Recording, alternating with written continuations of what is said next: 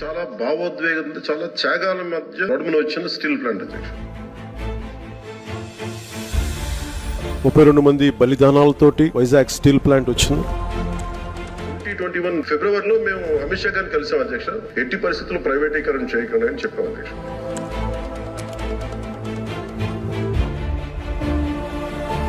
అప్పుడు ముఖ్యమంత్రి గారు చెప్పిన మాటలు ఏంటంటే, మేము దీన్ని కొంత భూమిని అమ్మేస్తాం, మీకు ఇస్తామని చెప్తే అది నిర్వీర్యం చేయడానికి వాళ్ళు ప్రయత్నం చేస్తే మేమందరం అడ్డుకున్నాం అధ్యక్ష. వైజాగ్ స్టీల్ ప్లాంట్ ను ప్రైవేట్ పరం కాకుండా కాపాడే బాధ్యత మేము తీసుకుంటాం.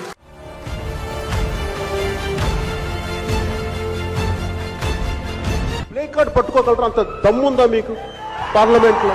ఇది కూడా చేయలేదు. ఆ రోజు నుంచి కూడా ఈ రోజు మేము ఒకటే కమిట్మెంట్ తో మాట్లాడుతున్నాం, కానీ ఆ రోజు మేము అభ్యర్థించాం అధ్యక్ష. ఆల్ పార్టీ మీరు చేయండి, మేము తీసుకెళ్తాం, మేము అందరం వస్తామని మాట్లాడాం.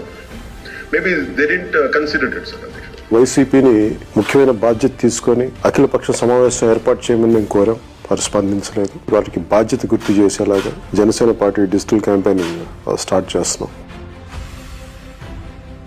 బీజేపీని కూడా ఒప్పించి అలయన్స్ లేకి తెస్తామని చెప్పిన వ్యక్తి పవన్ కళ్యాణ్ గారు. క్రోనలాజికల్ గా మనం చూస్తే ఒకటి తర్వాత ఒకటి ఒకే ఆలోచన చేశాం.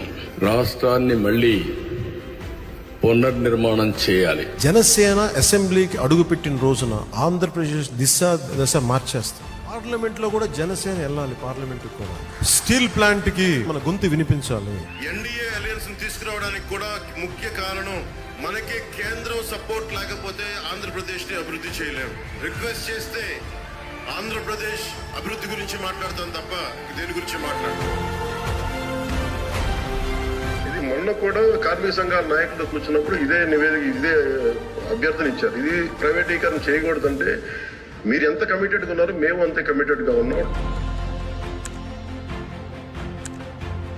కేంద్ర ప్రభుత్వం నేను ప్రత్యేకించి నేను కూడా నాకు సంబంధించి నేను కూడా తీసుకెళ్తాను తెలియజేసిన అధ్యక్షుడు. So we are extremely committed not to private this.